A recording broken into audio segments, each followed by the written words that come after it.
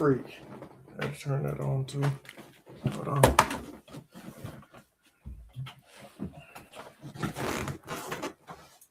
There it is. There you go. How's it going, everybody? We're on episode 40 of You Ain't Got a Lie podcast. This is the Super Bowl edition. It's your boy F Money and Money for Short with my co-host. Two-way Jason, aka Jason HD. How are you doing today, Money? But I'm great. What about you, man? I'm good, man. I'm good. I'm excited. I'm excited for the Super Bowl. I've been looking forward for the past 2 weeks. I've been itching to see some more football, and we're going to get it. One of the biggest sporting events, if not the biggest sporting event in the whole year. Yeah, got some great. It's going to be a good matchup. It's going to be a good matchup. The New England Patriots are taking on the Seattle Seahawks. What are your quick thoughts before we go down the rundown? What are your quick thoughts of this game? My quick thoughts are to think about it. Drake May at one point was a MVP. He was in the MVP race, man. I thought at one point he could even win it. So I'm like, man, like he's come a long way from his first year to now. Yeah, he's in year 2, so he's only going to get better. Yeah, I totally agree and everything. And I'm like, but well, before this we get to the Super Bowl, mm-hmm. But before we get to the Super Bowl, we got to talk about the NBA trade deadline, and we're going to talk about all the official coaching jobs that have been filled. The vacancies are now going. All of them are going. All 11 of them.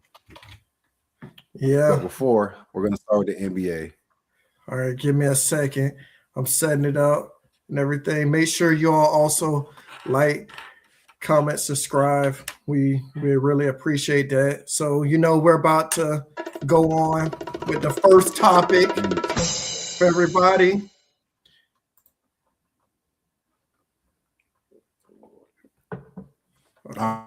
So, with the NBA trade deadline, this particular one, we had 27 of the 30 teams in the league made moves this last week. So, that being said, there was a ton of trades, and me and Money are going to just basically focus on the ones that caught our attention, the ones that made us say, the ones called last week we thought were going to happen. First on my board, I have James Harden was traded for Darius Garland to the Cleveland Cavaliers from the Clippers. What did you think about this trade, Money? I'm like, with the James Harden, I'm like, this man is getting traded day near every year.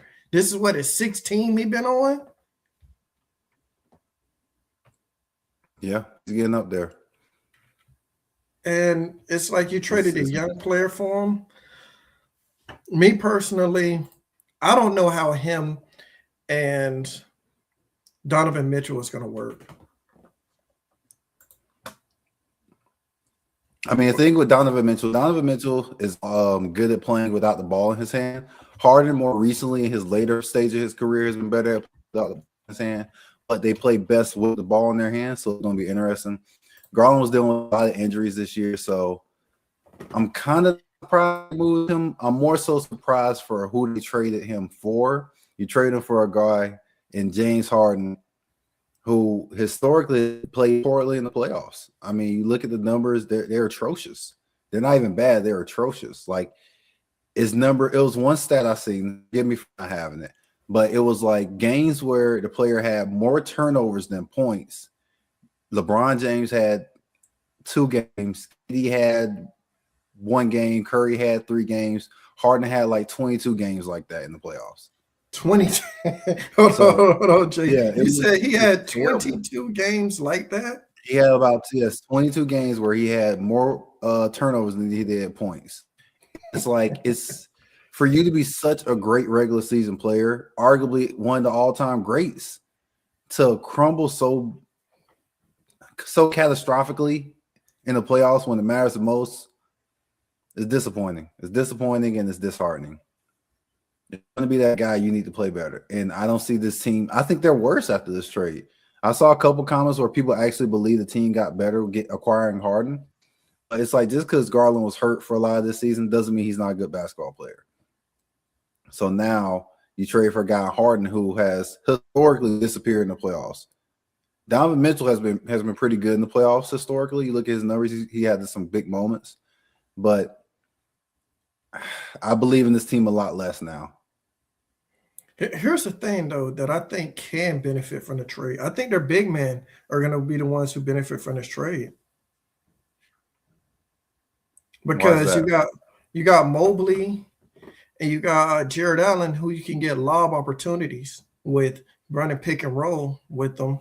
You got James Harden, who's usually a really good creator, but you're getting older James Harden. He's averaging what, 20 something now. So I'll say you got older James Harden, but he's also going to be able to create. It has been up the last 2 months. So it has been. You said it's been up. Yeah, so that's why I'm assuming this is going to work because he's been more efficient lately. Okay. Hopefully that does make a difference, but I'm like, how do they think it's going to go? That type of thing. James Harden a lot of times have been ball dominant, but I'm like, this trade seems like you're trying to do everything in your power to make sure that Donovan Mitchell doesn't leave. But I'm like, if this goes bad, this might make Donovan Mitchell want to leave even more. Right. So I'm like, definitely not see how the rest of the season go. Yeah, I got to see how it goes. I personally don't know if it's going to work. I just like James Harden, like we said, he just disappears in the playoffs. The most important time, he's gone. Sad. What's the next player you got on your list? The next player I got on my list is the one I want to talk about the most, bro. Next player I got on the list is AD. I wanted to talk about this AD trade. This is the one I wanted to talk about with you. What do you think about AD trade? So basically, the Mavs received back Middleton, AJ Johnson, Malachi Branham, Marvin Bagley, who's been traded a decent amount of times, and 2 firsts and 3 seconds. When the Wizards got AD, Jaden Hardy, who's been pretty decent. Guess what? Your boy Russell getting traded again. And then Dante Exum. What do you think about that trade? As far as Anthony Davis, I wasn't shocked he was traded. I was more so shocked by the team he was traded to. It made me really say, what is Washington doing? Like, I guess Trae Young, AD fit. Trae loves to run the pick and roll. But is AD going to be on the court? I mean, it was a meme going around, and it was like, not even a meme. It was a post of all of AD's injuries, and it was insane. It was like literally his entire body from head to toe, he's had an injury. He's had a facial injury. He's had a shoulder injury. He's had a abdomen injury. He had an oblique injury. He had a knee injury, an ankle injury. You think of it, he's had it. And it was just insane, the list of injuries he's had for his career. Absolutely insane. But, yeah, I don't know. And then I think this hurts the long-term development of their bid they got. So you got a guy coming in. Obviously, it works for AD because he wants to play power forward, even though he's the biggest guy on the court, which still doesn't make sense. Is that? So I don't know. I didn't care for the trade. I don't think it makes the Wizards better in any way, shape, or form. But that's Washington. Washington being Washington. Let me tell you what I heard. I heard that they made that trade so their future big man could move to the 4. They're going to make AD play center. That's what I've been hearing. I think he will be better at the power forward position, but AD has made it clear multiple years he doesn't want to play center for whatever reason. So he's going to end up pouting or getting a mysterious injury, which we know he's all good for. So, yeah, it sounds like a bad situation waiting to happen. I'm gonna say Jazz this. Acquired Jaren Jackson. I'm gonna say this though. I think that with this trade, the Wizards will be more competitive. But I'm like, But I'm like, that's if AD stays healthy, and that's a big if. He's always been I injured. say AD's not going to play but 20 some games. So how you are they going got to be more competitive? you You get a got decent player because he's getting older. yeah, you got Trey Young at AD running pick and roll. You got a young guard at Jaden Hardy. Um, what are you gonna? Russell is gonna be what, the sixth man? They may waive him. Because he's been around town. The Mavs, His second time back there. Yeah, I think the Mavs So, won that trade because you got 2 firsts. and you got rid of AD. So Yeah. we knew that was going to happen. 8 games into the season, they were going to get rid of him. I agree. Yeah. You got D'Lo, you got Trey.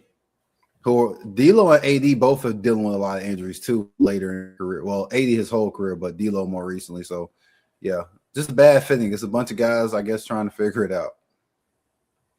Yeah. The Utah Jazz required Jared Jackson Jr. Multiple players were traded both ways, but he was the biggest name of the group. He also is a big man who doesn't grab rebounds. So I'm not understanding why the Jazz felt Jaren Jackson will help their team. What did you think of this one? Also, they traded 3 firsts for him, which is a hefty price for someone who we don't think is a superstar. He did win a DPOY, but that's his highest accomplishment. AJ, and they traded Walt. He hasn't been that good of a defender since he won that. If you look at his numbers too, his numbers have fell drastically off a cliff since he won that DPOY defensively. Yeah, and they traded our boy Walt, who they drafted in the first round. So technically, you gave up at least 4 first-round picks because Walt was drafted this year.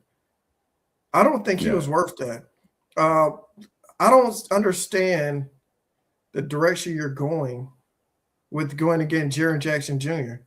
Like, I understood why the Grizzlies wanted to trade him, but I don't understand the Jazz. Like, who do they really have on a team that we can say, hey, this dude's a superstar? Your number one, your number 4 pick didn't even want to be there at the beginning of the season. Why did you understand? You said you understood why they traded him. Why do you think? I said I didn't why I think they traded him. They're rebuilding. The Grizzlies are rebuilding, and the thing is, I didn't understand why they didn't trade Ja at this point because that's what I was about to say. They're rebuilding. Josh has been moved. Yeah. I think they're trying to, because they said that the Heat and them were talking, and basically they asked the Heat for Haskins or Ware. They asked for Terry Rozier contract, which is an aspiring contract in a first, and he was like, "Nah, we good," because they're saying that right now Ja has negative trade value. He in the next 2 years he's going to be paid between $90 million. He can't stay healthy. They say he's played he's missed more than half of the games of the season. So you're paying this man $90 million for 2 seasons, and he's only playing half of the games. He hasn't looked the same. And he's slowly turning into a locker room cancer. Yeah. They're saying teams are asking for a pick to take his contract, which is wild. From a guy that we saw as potentially the face of the NBA to people saying, "I'm doing you a favor taking him." Let me ask you this, Jay. Does he have a jumper? Like he's known for dunking on dudes and slashing to the hole. That's why he has had all those injuries. I mean, he's a lighter player. I think that more so impacts him more so than his athleticism. Injuries, when you're that frail of a frame, he's like 175 pounds, 170 pounds. So you take that in consideration with what he likes to his play style. Yeah, you're gonna get dinged up, but he has to take better care of himself. He has enough money to do it, and I feel like he doesn't take his fitness and his health as serious as he should. Another thing too is it's hard for you to be the franchise player when you are telling your teammates, "Fight me right now." Like that's a bad look, man. Do you see that clip of him? I don't even know who the you sent it to me. You sent it to me. Yeah, he said I'll F with you. Yeah, and it's like, come on, man. Jay, what would you have done in the locker room if one of your players told you that I'll F with you? Like my teammate said that? Yeah, that's what he told his teammate. Don't F with you. Which is crazy because if you look at it from my history of sports, the guys who played basketball was always closer than the guys who played football. You know why? Because in basketball, it's about 15 spots. In football, it's 64 spots. So it's always more players. So you're not going to connect with everyone. That's just how it is. It's a big team. It's a big locker room. You're not going to connect with anyone, you know? In football, you never know who you're going to connect with. In college, one of my best friends was a fullback. And so you just never know who you're going to connect with. Basketball, with guys all playing. And then a lot of them dudes have known each other since they was kids from playing travel because, you know, AAU is so prominent now. A lot of these kids and these you guys younger than us that's in the league, they play AAU ball together with these other dudes. So to him to be like, oh, I don't mess with you or whatever, I just knew he was getting traded. Like I would have bet money he was getting traded after everything that's been happening from the gun stuff. And I think the gun stuff is overblown anyway. Like the man has the right to bear arms, but that's another conversation for another day. It's the ignorance of him and the guns is my problem. But him talking like that to a teammate, and he's a younger player too, if I'm not mistaken, the guy he was talking to. So yeah, I was shocked by that one. Me too. I thought he'd have been going. I would have got him up out of there. Like the Heat wanted to basically, they wanted to give him like a deal without the Hawks and then the Grizzlies were like, look, we want this, and that. I'm like, do y'all not understand that you're probably going to get less next season than you would have now? You should have just took what you could get and go on about your day. They got what, 12 first-round picks the next few years? Do you want to really bring your youngsters into this environment? He doesn't want to be there. He's showing he doesn't want to be there, and you're bringing this locker room. You're bringing new players into this locker room. I would have traded him. You got to grow up. Simple as that. Yeah, he has to grow up. I want to talk about this next trade, Jay. The Warriors trade Kuminga and Buddy Hield to the Hawks for Porzingis. How did you feel about that one? Long overdue. It's been long overdue. Like I said last week, we saw this train coming.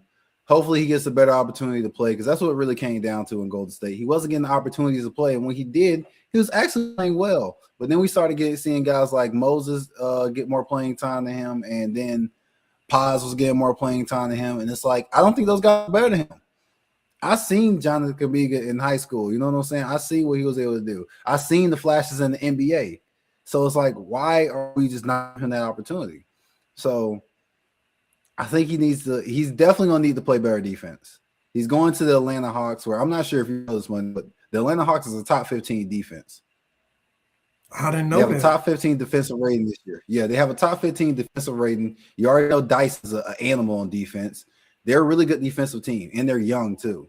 So he's going to have to really step it up on defense if he wants to make the court. But I think this could be a good fit. I think he's a versatile scorer that can, get a layup and make a three ball. And now he's in a fresh start. Sometimes that's what we need. Your confidence gets shot when you're in a situation where you feel like no one believes in you. Now he's in a situation that, hey, we traded for you, so obviously we believe in you. He's going to go on with the right mind, and I think he's going to ball out. And Buddy Hield's going with him, so he has someone he kind of knows. I'm not sure what their relationship is off the court, but he's familiar with him. So he at least get to go to a decent city. That's irrelevant, bro. This man's career about to be in the toilet, and you talk about a decent city. And you think Atlanta's a decent city? That's interesting. I'd love to be in Atlanta if I was him at that point. Shoot. Hey, they could have sent him to Utah. And go play Porzingis. What do you think about that? That's an interesting fit to me. I'm like, how but Porzingis can shoot. But we know how he fits that. Are they going to run pick and roll him and Steph Curry is the question. And it's like they're trying to compete, but it's like I don't think you can compete with Porzingis, Draymond Green, and Steph Curry. And you know what's this is not relevant to the situation, but it kind of is. That dude Clay went to the Mavericks just for AD and Luka to get traded for him. Now he there by himself with Kyrie, who's injured already. Yeah, He's hurt. You got the rookie flag been hooping. He been averaging 30 this last month. Yeah, that's true. That's true. So I mean, hey, you know, at the end of the day, he had to do what was best for him. He went to Dallas because that was what was best for him at the time. You know, I don't think he went there to play AD. AD got there after him. So no, I said that. I think it goes back to what we were saying earlier. Porzingis is another guy that's a good player, but he's always hurt. And it doesn't make any sense why these players are always hurt, man. Like basketball ain't that damn physical. Like I understand some of the, like it's not that physical. Like I get, you know, the ACL, all the ligament stuff. I understand that. But for me, like, oh, I have a shoulder strain, or oh, my lower back. It's like, okay, all right, here we go. And there was one, I want to say, I forget who it was. One dude was like, oh, he's dealing with concussions. How'd you get a concussion in basketball? What are we doing? So I don't know. This always bothers me with basketball, all the injuries. So yeah, Porzingis, he should be an okay fit. They get a big. If you look at the history of OKC, when they have not OKC, Golden State, and when they have a traditional big, they usually are contenders. On their championship runs, they had a traditional big or someone who can play the traditional big role. Whether it was Tooney or it was Bogut, they had someone that could fill that role. And now Porzingis isn't a traditional big. So do I believe in him more after this trade? Absolutely not. Yeah. I look at him like you traded a young player for a player who's always injured. I think you lost in that trade, but okay. Yeah, agreed. It looked like the aspiring contract. Next, we're going to talk about this. This is the last trade we're going to talk about. You called me about this trade, and I want to hear your thoughts on it. The 76ers trade. Go ahead. You break that one down. Hold on, bro. We got to talk about the point guard, too. But OKC acquired Jared McClain for as money like y'all, a bag of chips. Philly received about 5 picks and some cash, and they traded a young budding superstar for really nothing. He was the early favorite his rookie year to win the Rookie of the Year before he tore his ACL. And I just don't understand this trade. Both sides, to be completely transparent. I don't understand it for Philly. You trade him for there's no one else rivaling him on minutes. It'd be different if you feel like you could go get someone to bring in that's better than him, but you didn't bring in a guard better. You gave up a quality guard. So now Maxi's running the show by himself. You already got PG suspended for 25 games for taking depression pills. And now we're looking at OKC. You got the MVP, and you're bringing another guard to take the ball out of his hand, which is honestly going to stunt Jared's development unless you plan on moving off of Lou Dort's all season. But Jared McClain isn't a defender like Lou Dort. So once again, we're back to square one. Why are we making this trade? This isn't like a video game where you can just hoard talent and be like, hey, I'll rotate these guys in. So I don't know. I feel for Jared. I feel like this is a bad move for his career because he's going to be behind Dort. He's going to be behind J-Dub. He's going to be behind, obviously, the MVP, reigning MVP, SGA. So this was a tough one. Yeah, I agree. I think OKC basically got him for nothing. Okay, we're going to talk about your trade, what you call a point guard. So Chris Paul was traded to the Raptors in a 3-team trade. And some of you may be thinking, wasn't Chris Paul waived? That's the same thing I said. So I did some research, and apparently Chris Paul was not officially waived by the Clippers. They just sent him home saying we're waiving him, but they did not officially file the paperwork to waive him, making him eligible to be traded as part of the 3-team trade. But unfortunately, the Raptors have spoken with them, and they plan on waiving him because, you know, that's what's going to happen. They already, because they did a presser and talked about it. They said they told him he doesn't have to report, and whenever an organization says the player doesn't have to report, that means they're going to waive you. Yeah. And the thing I like the Raptors, they're keeping it professional. They're communicating with him. They want to know what he wants to do. So they're basically giving him an opportunity like, hey, you know, obviously we're coming up on the deadline because this is around when it first happened. They was like, hey, maybe we can try to move you last minute. Obviously that time has passed. So now the next thing they're going to do is, you know, come to some sort of buyout, but they're going to waive him. My question to you, Money, is CP3 going to suit again this season? Is he gonna suit up again? For the Raptors, yeah. They need leadership. He's not playing for the Raptors. They're going to waive him. If a team tells you, if you get traded to the Memphis Grizzlies and I'm GM and I call you, hey, Money Barnes, I'm just calling to let you know, we acquired you in the trade, but we're gonna have to get with your agent, but there's no need for you to report. You don't got to worry about the physical or anything. That means we're cutting your ass. Yeah. You're not playing for us. Hey, I didn't hear that part, but will he play again? He might go to LA with his buddy LeBron, man. They hang out and everything. Yeah. They already got Luka playing point. Was he gonna move Luka to the 2? No, he's gonna be the backup. He's gonna be the backup. When Luka need a breather. Yeah. I don't know, man. I am curious. I'm trying to think of like contenders that could use a point guard. If they're a contender, only one that really pops in my head. I feel like don't need. If they're a contender, they more likely don't need one. No, not necessarily true. Boston's a contender. They need a point guard for years. They had Smart. He was more of a defensive one. He was a defensive guy. He was good. And they got Drew Holiday. Drew took him over the top. Mm-hmm. And then they moved off Drew, and now they need a point guard again. I think a good fit is Houston. I mean, him going back to Houston, teaming up with KD and those younger players, having that double leadership, I think that will increase the chances of making the playoff push. That's true. That's true. That's possible. And then we're going to talk about one more trade after this. Lonzo Ball got basically traded to be waived by Utah. Yeah. Where you think I think he's going to go play with his brother.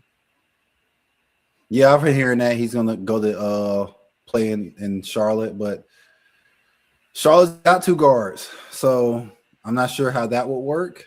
Obviously, we would love that. I know they've always talked about playing together in the league, but I don't know.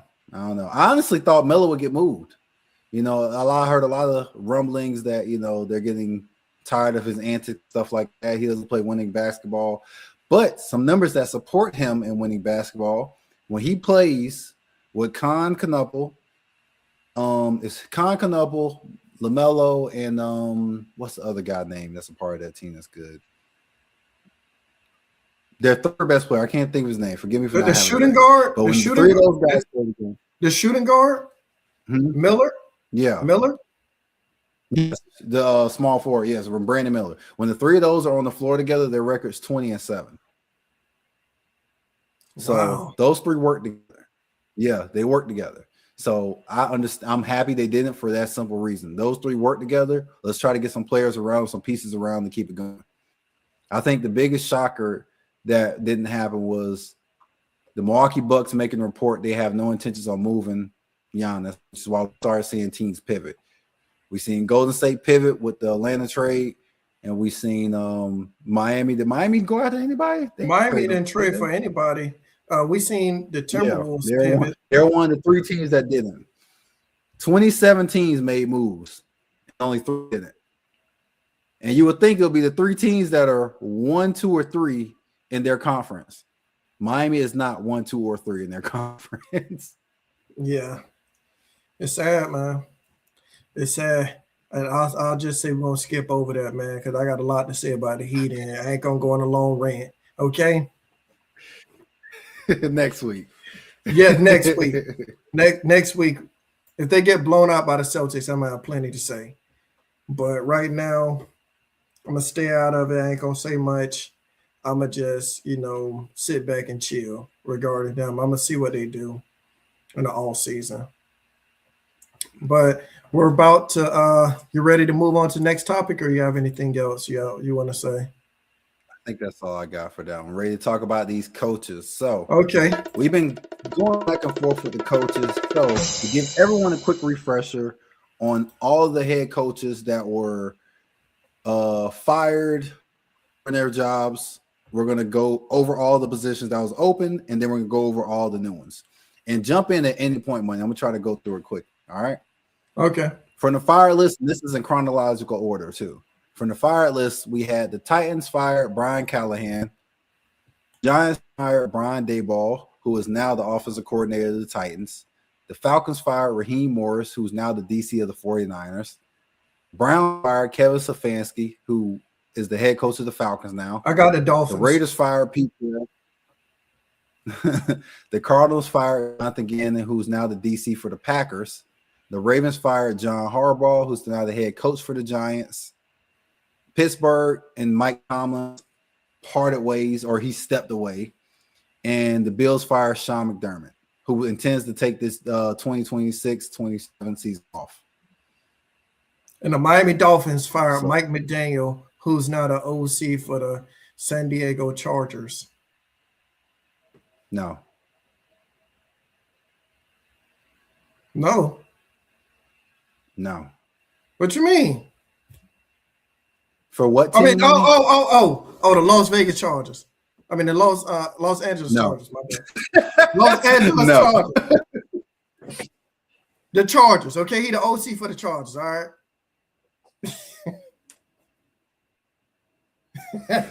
All right. So I'm so used to being in San Diego. I know I miss it, honestly. I miss that. That's another conversation. That's probably an off-season topic.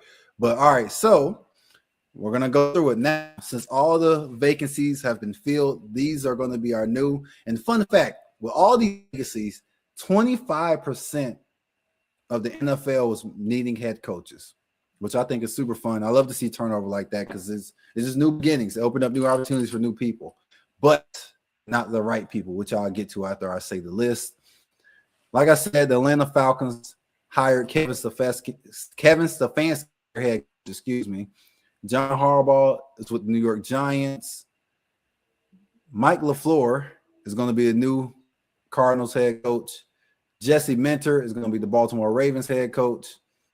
The Buffalo Bills promoted their OC Joe Bradley to head coach. The Cleveland Browns hired Todd Monken as their head coach. And he's older, too. A lot of people thought he may never get a head coaching job. This is his first head coaching job.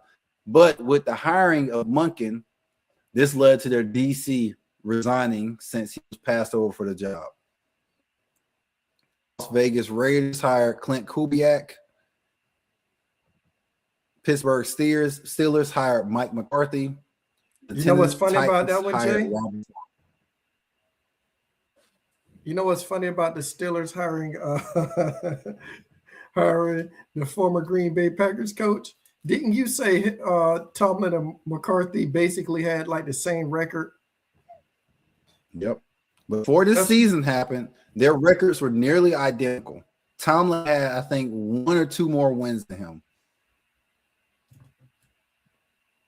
Their records was nearly identical. So they went out and got a guy who's offensive minded, which I think will help. And I think that'll help that offense. Their offense has been terrible for over 10 years, in my opinion. So McCarthy, I think, will definitely. We saw a lot of people try to give him flack for not winning a Super Bowl in the horrible franchise of the Dallas Cowboys. Dallas Cowboys is not a good franchise. Let's just be clear on that. As long as Jerry Jones is trying to be the owner, the GM, the head scout, the assistant coordinator, they're not going to be a good organization. And I thought he did a damn good job with what he had. So I think he'll be successful here. I think he's going to have an actual good season. Not we won 9-8 and made the playoffs. I think he's going to actually win 10+ games this next year. If he can get the right, depending on what he do in the offseason. We got to do in the offseason, but I think this is a good pick. It's the first time in their franchise history that they've had an offensive-minded head coach. So I think that would be really good. I agree The with you. Atlanta on Falcons hiring Kevin Stefanski is an abominable offense. I just don't understand that one at all. The dude was fired for not relating and doing a bad job with players. And now there's rumors circulating that since Penix Jr. is recovering from his ACL injury, that he may trade for Dylan Gabriel in 11. Tell me who's your favorite without telling me who's your favorite. If Atlanta trades for Dylan Gabriel, and now you got two shitty left-hand quarterbacks, Kevin's the problem. I think at that point it's obvious he's the problem. And this is the guy that you hired to run your franchise. But hey, y'all keep on doing y'all thing. Another one I didn't really feel no ways about was I feel more bad than anything for Robert Saleh because I think the Tennessee job's a bad job. I think he wanted to be a head coach again, but man, the thing with the NFL, you only get 2 shots to be a head coach, and that's really it. Very rarely do we see guys 3 attempts to be a head coach. It's usually 1, then you're a coordinator for 15 years, then you finally get your big break, and that's it. Yeah. The Chiefs are in such a great spot because their DC Spags, he's been a head coach, and unfortunately, he failed as head coach. Now he's in a position where he's comfortable being a DC, and the Chiefs don't have to worry about ever losing him. Now, money. We had 11 jobs filled. What was the trend that you noticed for this head coaching position? There wasn't many minorities that were hired. There was 1 minority hired. How many black head coaches was hired, Money? Not one. Not one. And the rule is supposed to be helping, but it's doing more harm than good. Reports coming out from Vance Joseph saying in his interview with the Giants, he said it wasn't even like an interview. He was just talking about the weather and odd topics and stuff like that. Nothing pertaining to him potentially being the head coach. So if you're forcing teams to have these interviews with minorities, but it's a sham interview, we already know it's a sham interview from the beginning. But if you don't even have the professionalism to conduct the actual interview, then what are we doing? We don't have enough respect to give this man an actual interview, even if you got your mind made up. You don't have enough respect to give him an actual interview, treat him like an adult, a competent man who can do the job. But instead, we talking about, hey, you know, my kid plays soccer, man. Yeah, he's actually pretty. Like, I don't give a damn about this, especially if I'm not going to get this job. Like, what are we doing? Hey, Jay. And that's why you see a lot of coaches stay. The Raiders defensive coordinator was brought in by the Dolphins for their head coaching job. That told me everything I needed to know. Like, I know the Dolphins hired the Packers, you know, DC, but that told me all I need to know. The Raiders were terrible, and their defensive coordinator is getting he's getting an interview with the Dolphins. It's country club money, like I said, bro. It's country club. Think of how many of these coaches are getting. Let's pull up the list, Money. Okay. We got LaFleur, Mentor, Brady, Kubiak, Harbaugh, McCarthy. All those names are guys who either play in the league or their dad was a coach or their brother was a coach and they got them a job. So it's the same thing. That's why these names sound familiar. And it's frustrating when you see guys don't get that opportunity that they deserve. That's why you see guys like Vance Joseph decline to go to interviews. He's like, why should I go when I know they're not going to pick me? But meanwhile, Money, these black coordinators don't get jobs because they don't call plays, right? That's what they say at least. They try to say, oh, they don't call plays. How can we know they'd be a head coach? Mag is one of the worst OCs in the league. He keeps getting a head coach job. But then we take – so you say you don't want to give him a job because you don't know how to call play. Cool. If that's what you want to say, I can respect that. Money. Why did Phillip Rivers get an interview for head coach? I seen that. Because he called plays for a Pop Warner team? Phillip Rivers gets an interview? The dude that played 2 weeks ago playing like stir fry? His arm's like a pop gun? We're going to interview this guy? Like, come on, man. It's getting disrespectful at this point, man. It is. You mean to tell me the guy who's never coached past high school, coaching his 17,000 kids, there's an interview over some of these black defensive coordinators.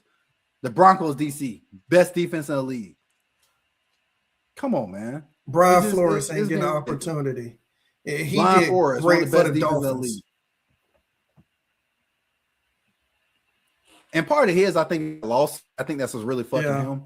But outside that, though, these dudes do deserve opportunities and respectable interviews. Vance Joseph, he had one chance. He did bad, but he didn't really have that much talent with the Broncos. And now he's just getting. Look what he had. He had Tim Tebow. Tim Tebow's terrible. Yeah. Hey Jay, didn't they win a game? Didn't they win a game with Tim Tebow versus Steelers? Yeah, they won the playoff game. Yeah, I may be mistaken. I don't think he coached that team, but the different team he had was terrible. I know that for a fact. Whenever you get a top 5 pick, you're not that good. That's a fact. That's a fact. I'll say, are you still on the coaches? Are you ready for the big game that we'll be talking about? I'm ready for the main event. Let's get it. All right, hold on. Give me a second. I got everything ready for it. Bro, listen, if you're gonna be doing this prompter thing, you need to be ready to go. You can't be in the middle of something. Hold on, give me a second. All right, y'all. We ready for it. We ready for it. Okay. Hey, I'm ready. I got it. I told you. You gotta give me a second so I can click on the stuff that set it up. Bro, you should have had it ready to go. As soon as we both agree to move on, you just click the button. That's where you need to be at it. Hey, bro, I gotta click on 2 different things, man. Okay. To show we moving on and to show the other thing. Okay, it ain't just one thing. I'm clicking on 2. Whatever you say, man. Super Bowl 60 is upon us, everybody, and it's gonna be juicy. It's gonna be juicy. We have 2 of the top teams in the season facing off with Seattle's defense being one of the best all year, if not the best, and the Patriots offense consistently dominating teams all year long, having the longest win streak of the year with 8 or 9 wins. People like to say this is the rematch of 2015, but I disagree with that. This is 2 totally different teams. Obviously, the greatest quarterback of all time is retired, and Russell Wilson's not good at football anymore. So with those 2 things being the biggest difference, I think it's safe to say it's a different ball game. It's a different mindset. How do you feel about this game, Money? You know, I'm rooting for Seattle, man. You know, my boy Quinny, he's one of the coaches. He's the what is he? He's an office assistant, quality control coach. I'm rooting for him. And then Polk County has a defensive player on the Seahawks. You know his name, Jay? Terrence Knight. I gotta make sure that's his name because I remember they were talking about it. But he's from Polk County. Terrence Knight, where he went to high school at Lakeland? I think he went to Gibb. Yeah, Terrence. Oh wow. Tyrese Knight. Yeah, Tyrese Knight went to Gibb. Nice. Yeah, he went to Gibb and he went to Lakeland. I'm about to say he probably went to Lakeland, bro. Yeah, he went to Gibb and Lakeland. Now you got me looking it up. I told you, I said his name wrong, but you know, we're rooting for him, man. We're rooting for him. We want them Seahawks. I want them Seahawks to win, man. See them boys get their rings. Like how they say. He's younger than us. Yeah, he is. But yes, I'm liking Seattle too in this matchup. What would a win mean for each team? I'll say a win would mean a lot because of the Polk County. For us, you know, what would it? Stop out. One player being for Polk County does not mean this means Polk County. If they have multiple players, then we can try to throw that in there. But no, they got our boy Quinny. They got our boy Quinny. And they got Knight, man. Shoot, that mean a lot for Polk County for them to bring that ring back, bro. Crazy. But no, I mean, I think what it would actually mean, I think it'll mean a lot for Seattle. This will be, I believe, their second Super Bowl, and especially that bounce back, especially that loss, the way they lost to New England last time. It'll feel good for that city to get that win.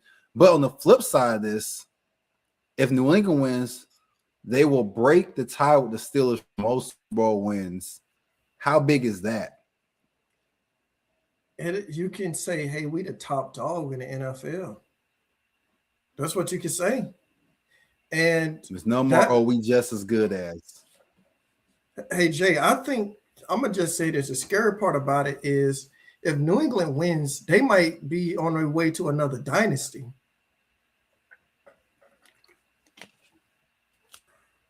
Because Drake May can get nothing but nothing better. He can't get nothing but better, Jay. After this, yes. Think about this. He hasn't been playing that great.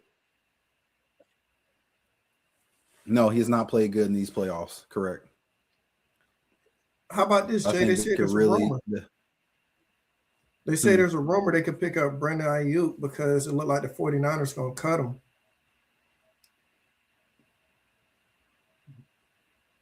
You think Brandon Ayuk's a good football player? He was. 2 years ago. Yeah, he was 2 years ago. You know what I was doing 2 years ago, Money? We can talk about things we were doing 2 years ago.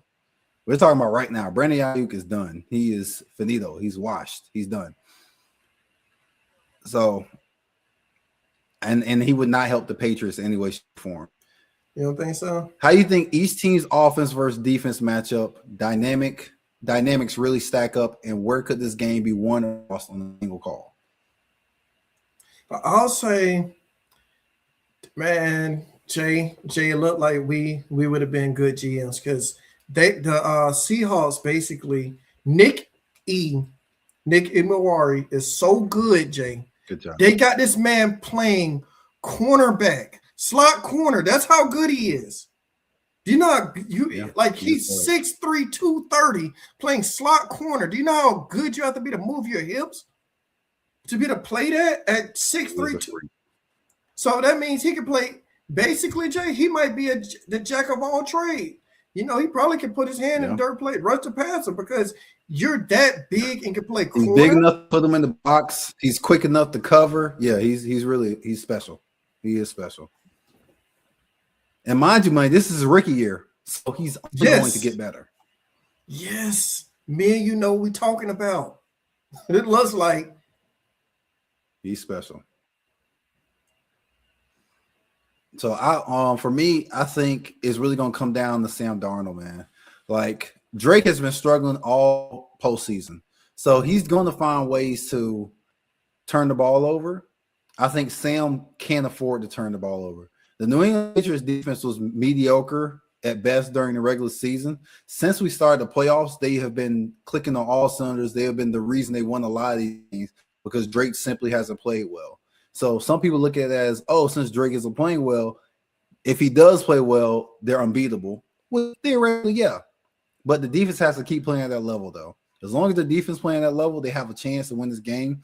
But I can see Drake, and I'm a huge Drake fan.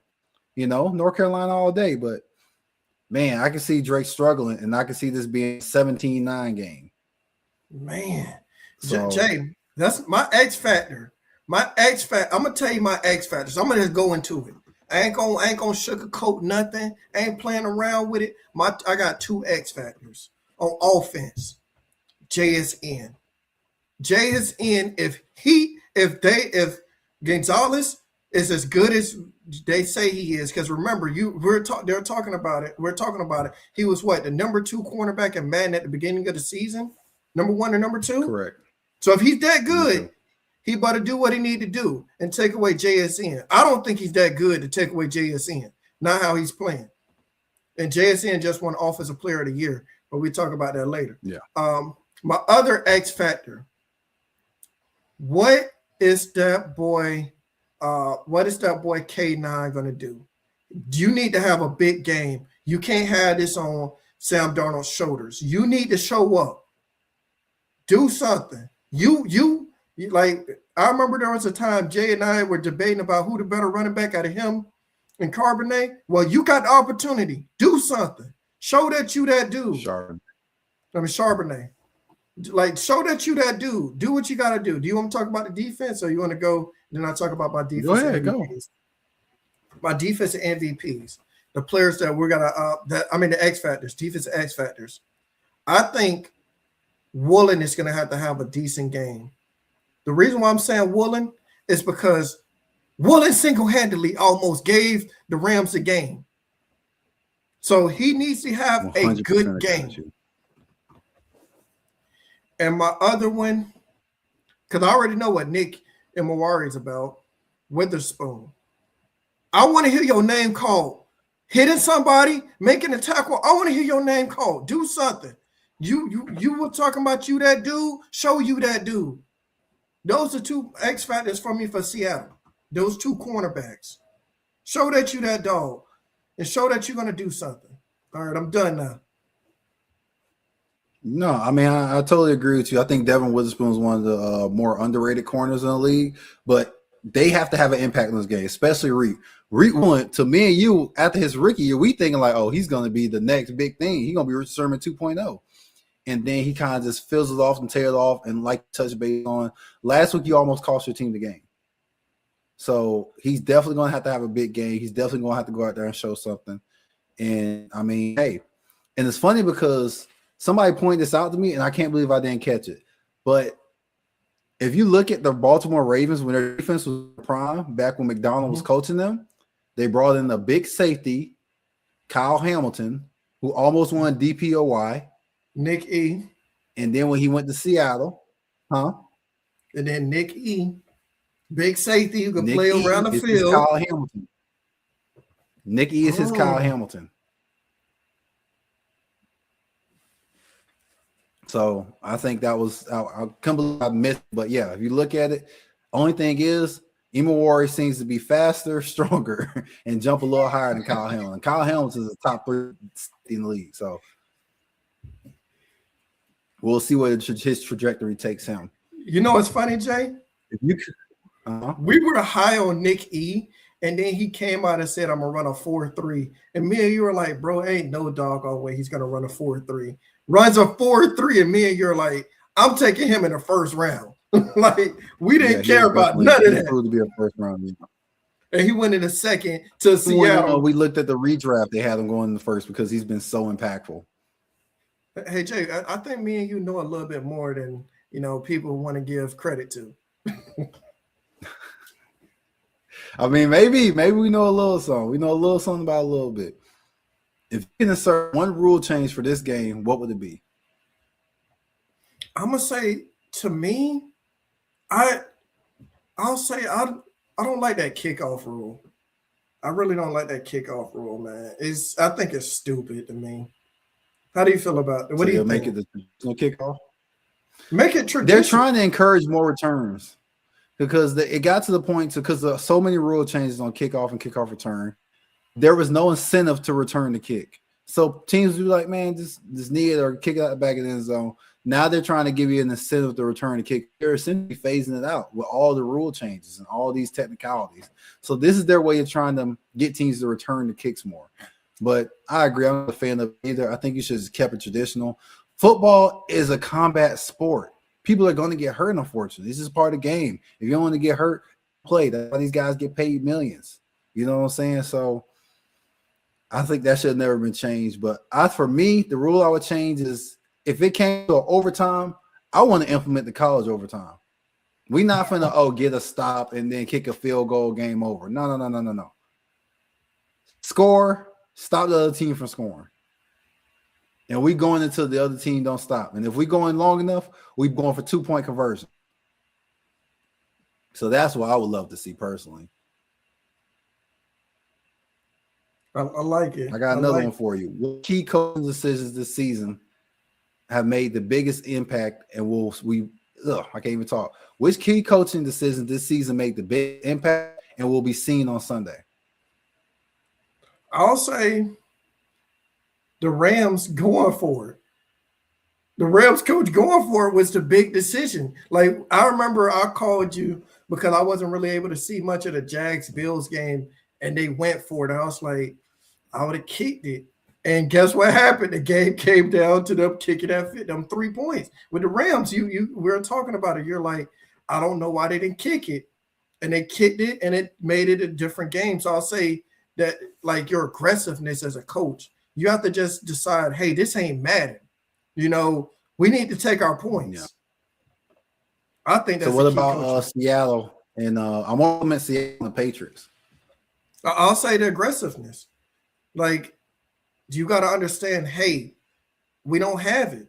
Because that the same thing happened with the Broncos game. They didn't kick the field goal and change the game. So I'm like, hey, you got to understand, hey, we don't have it. Take the points.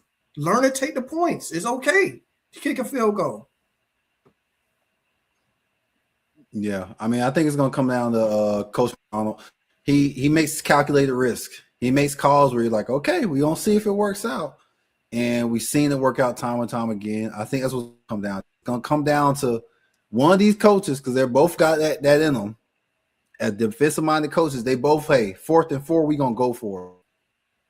So I think that's what's going to come down. It's going to come down to one of these teams going for it on 4th down. And don't get me wrong, this is the game to do it. And one of them's not going to get it. Yes. One of them's not going to get it. They're going to come up short, and it's going to be pivotal. I think that's the biggest thing for me. That's why I think that coach's decision, or how you touch base on with the Rams, is going to be a short field goal, 4th and 4, maybe a 42-yard field goal, and they're going to be like, you know what? F it, we going for it. And they're not going to get it. I think whoever makes that call and fails is going to bite them in the ass. Hey, one of these Super Bowls, one of these Super Bowls, we're gonna have to stream it. When we get big enough, we're gonna stream the Super Bowl and watch it. We'll probably have our little device on the side, and we watch it together and have a reaction about what's going on. For sure. All right, so let's switch gears a little bit. Let's talk about the halftime show. As you know, they have the artist Bad Bunny performing. What does Bunny's halftime show tells us about how the Super Bowl continues to evolve culturally?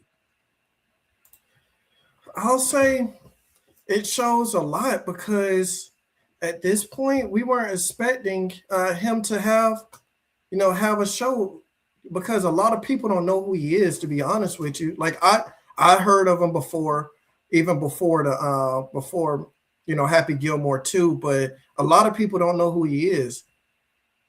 So I'll say, it's showing diversity. I understand that, but I'm saying that still a lot of people haven't heard of him. So I'll say it'll help with the diversity. Who doesn't know who he is? I despise him personally, but I know who he is. I'll say I got family who I haven't don't heard know who he anyone is. say they don't know who he is. I got family who haven't heard of what? him. I got family who hasn't heard of him. We can't be talking about your hood cousins, money, who in the trenches only listen to Gucci Man from 07. They do not count.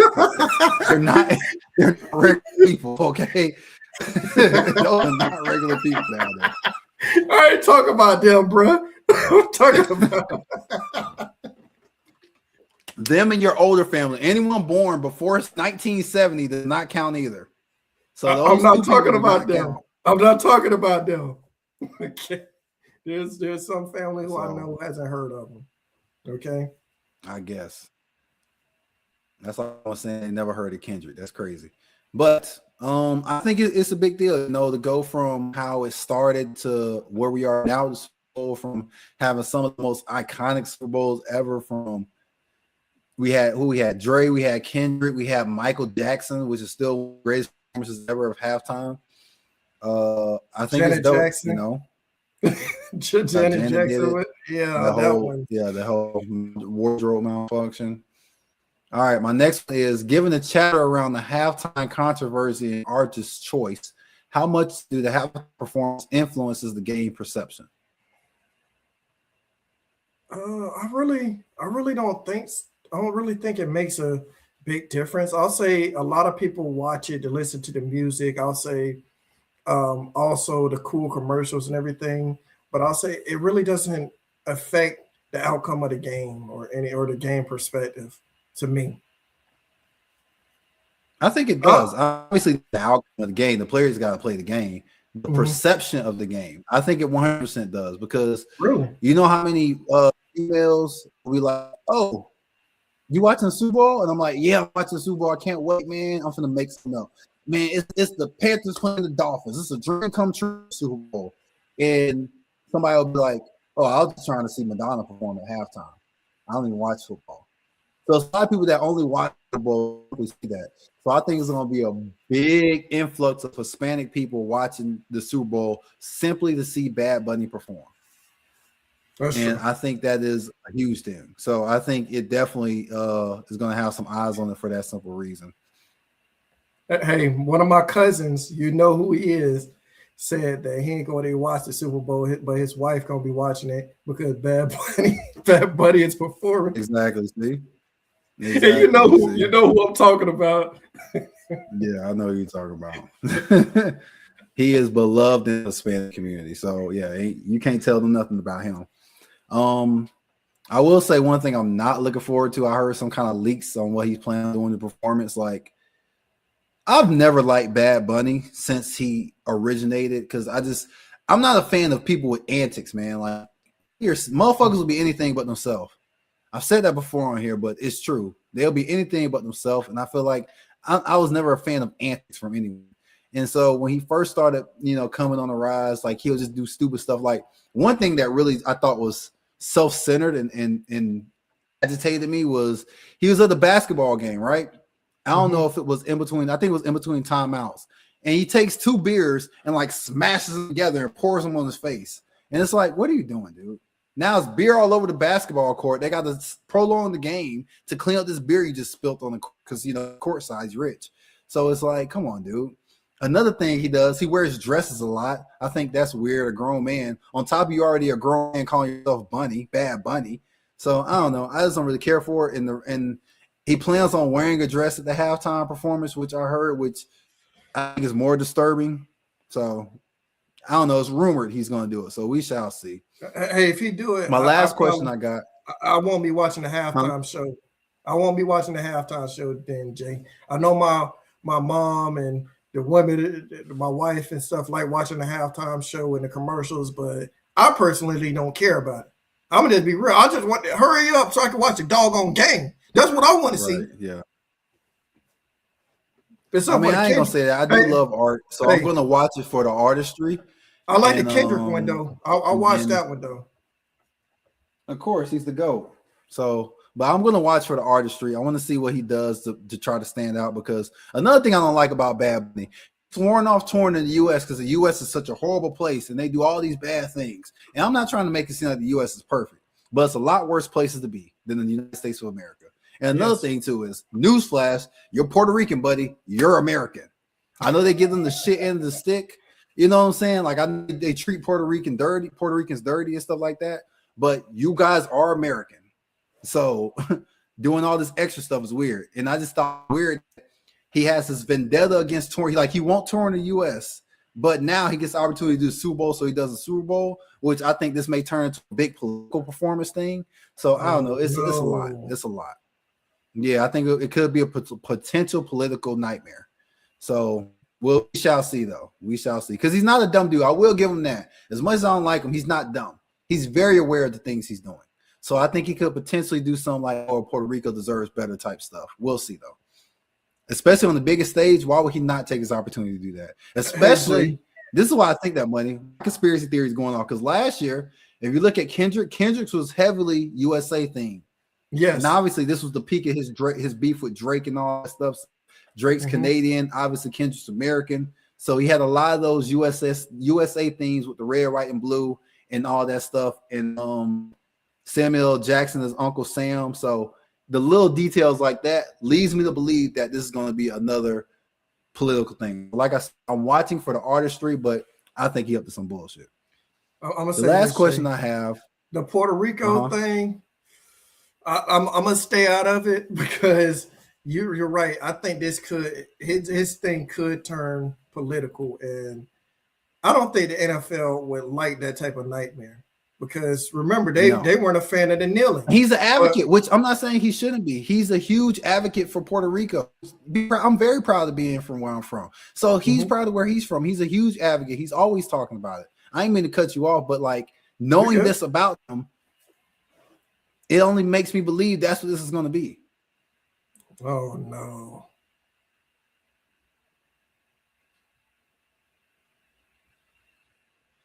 Okay, let's see your next point. My last question I got is: are there broader social or political narratives tied to the specific Super Bowl experience worth unpacking? Like I just touched based on, I kind of broke that down already. I got a little ahead of myself, but I think there will be. I think there will be heavy political narratives and undertones in his performance. And if it's executed right, I love it. Because like I said, I love art. So I'm a big artsy person. So if he articulates it well and he executes it, then I would definitely come on here and give his prop. Me too. But I'm not a fan of him wearing dresses. Like, come on, bro. You know, we don't get political around here, but I feel like dresses are for women. And I'm just leave it like that. Yeah. What else you got for the Super Bowl, money? I'm going to ask you this. What's your score prediction? It's going to be one question I have for you. Are you looking forward to watching the different commercials? Because that's one thing I like about the Super Bowl is they have all these unique commercials that we don't get to see year round. Yeah, these Super Bowl slots are expensive. So whenever a team purchases them, they're doing it with intent. I've even seen some people before spend their life savings for 30-second ad in the Super Bowl. Like I remember it was years ago, man. A guy spent $1 million for a 30-second ad during the Super Bowl. And it was sad because it was low budget, it was low quality. I don't think he did. I never really looked into the story afterwards, but it was unrememberable. And you got to make an impression. You got to make an impression in these commercials to the point where people look up so-and-so Super Bowl commercial. Because I remember doing that as a kid, looking up the Coca-Cola Super Bowl commercial or the Skittles Super Bowl commercial. So if you're going to do it, make an impact. I agree. Make an impact and make it worth it for sure. Yeah. And what's your score prediction? My score prediction, man, I don't know. Drake May. Although I do think you left the University of North Carolina a year early. I've supported you playing for one of my most hated rivals in the New England Patriots. You're going down. I just think the moment's going to be too big. I think Seattle's defense is the best defense in football. Sam Darnold has been playing with a boulder, not a chip, a boulder on his shoulder. I got Seattle Seahawks defeating the New England Patriots 17-9. Book it. Oh, no. I thought you were going to go Patriots. I'm going to say this. Who is going to be your Super Bowl MVP? Because you know that's the big thing. Who the Super Bowl MVP is going to be the number one question because you know that's like the big award that everybody wants. Yeah, no. Honestly, I can see it being K9. I can see it being K9, him stepping out there and making the appropriate plays, or I can see it being Devin Witherspoon. Really? Now, if Sam go out there, slinging that thing around, playing like smooth Sam, which we seen him do, he outdueled Matthew Stafford, which we never thought if he beat Matthew Stafford, he beat him out on him. We thought it would be because Stafford made mistakes, and he went out there and he outdueled Matt. So if he come out there slinging that thing around, then obviously it's going to be Sam. But I would say it's going to be K9 or Witherspoon. Those are my two guesses. Jay, do you know the last time it's been a defensive MVP? It's been like I think in Super Bowl history, last few years, like last probably 10, wasn't it Malcolm years. Butler 2015? Yeah. So it's been like think about that, Jay. 11 years since the last defensive MVP. And what teams played in that Super Bowl? Oh man, Seattle. So I'm just saying, history repeats itself. So I think that's the guy. I like him a lot. I think if you look at the numbers too, man, Drake May has been a turnover machine. Whether he's throwing interceptions, he has 8 turnovers in the playoffs, which leads everybody. So he's been fumbling a lot. He's been bad with the ball. So I think he's going to give a couple to Devin. I think Devin's going to step up when they need him most. Or K9 is going to run through everybody. Or the wild card, Sam Darnold comes out here and play like Slinging Sammy. Then, yeah. Okay. What do you think? How you got this? What's your score? Who you got Super Bowl MVP? Who are your favorites? 21-10, Seattle. My Super Bowl MVP is going to be JSN. JSN, that's a good one. That's a good one. And my two are going to be either JSN or Sam Darnold. Yeah. That's what I'm expecting. I'm expecting JSN to have a big game. Like he's been he's had he's led the league in receiving this year, right? Because I know he won Offensive Player of the Year. So I'm expecting him to have a big game. And I'm expecting him to do what needs to be done. But I'm going to say Sam Darnold is going to, be slinging that thing around because here's my thing. I don't feel like he has an offense that can match him. Like I like Drake May, but like who do they have at wide receiver that's on, Devontae Adams or Puka's level? They don't have that over there in New England, to be honest with you. Diggs was on that level once upon a time. And to be fair to him, he has played good this year. He has played really good this year. He started off slow, but he's finished strong. At one point, but not now. Now, if we had Minnesota Diggs, or early Buffalo Bills Diggs, I'm like, oh man, but he doesn't seem like to have that explosiveness anymore to me. And this is his first year back from the ACL too, Money. So I think he's slow in the back. He's not over 30 yet, So I think he's still got some left in the tank, especially the flashes we've seen. I think he still can be that guy. This is going to be the game he needs to be the guy. He left Buffalo to play in Super Bowl before Buffalo. Buffalo got rid of him because they said he was the problem. Now he's playing in Super Bowl before Jay Allen even made it to one. You know what's funny? I think he's going to show up for sure. I think Witherspoon's going to shadow him. I will put my best corner on him. And because remember, Seattle coach is a defensive minded coach, and he's going to be like, look, correct. Here's what I think is going to happen. I think they're going to put Nick Imuori on Hunter Henry, and they're going to put Witherspoon on Diggs and say, take them away. And they're going to tell Woolen, just don't get burnt. Yeah, just get burnt. You're not stupid. You're too athletic to be getting burnt as often as you get burnt. Yeah, I think he's going to be on Booty. He's going to be on Booty because Booty he got speed. So I'm saying I think that's who Woolen's going to be on.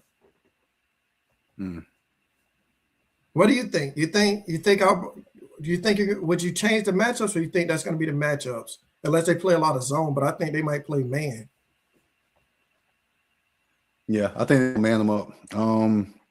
It is a possibility, but I think this is a game. You got to. But Booty's been playing good too. Booty was making some crazy plays last time they played, so it's gonna be good for sure. Though both quarterbacks, ironically too, are dealing with some type of injury, but we know they're gonna play. Drake has an ankle. Sam has an oblique. He might be the first quarterback from his class to win the Super Bowl, which is crazy to think about. He's the first one to play in one. Yeah, too. Yeah.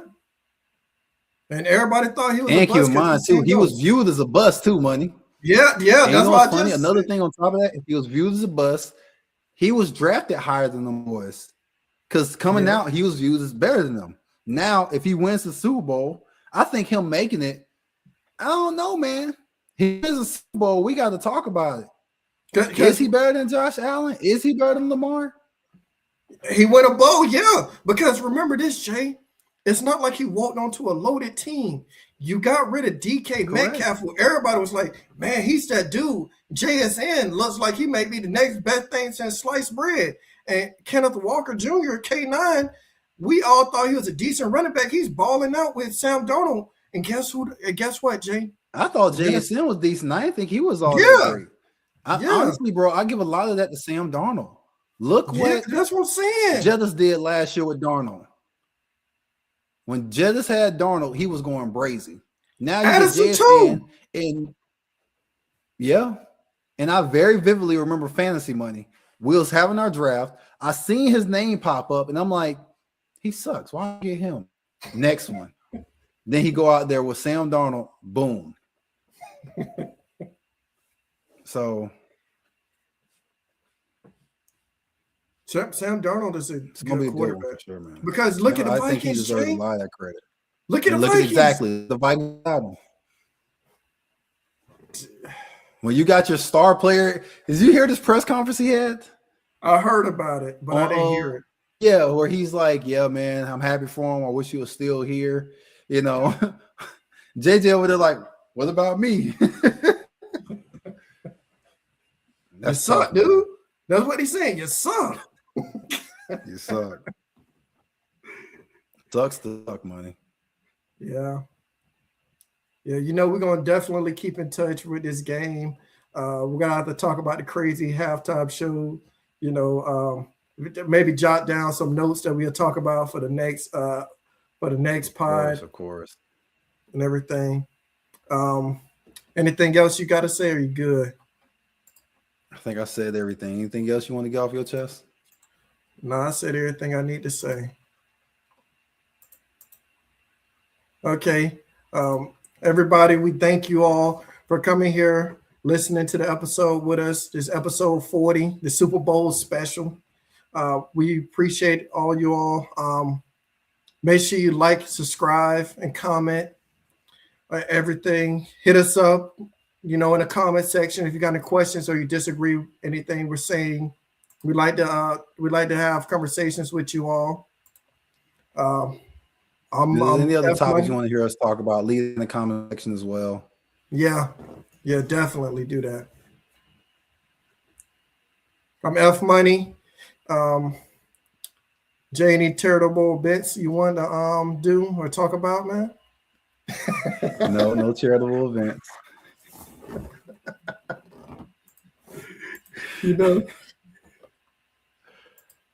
Until the next one, y'all. Peace. Take it easy, y'all.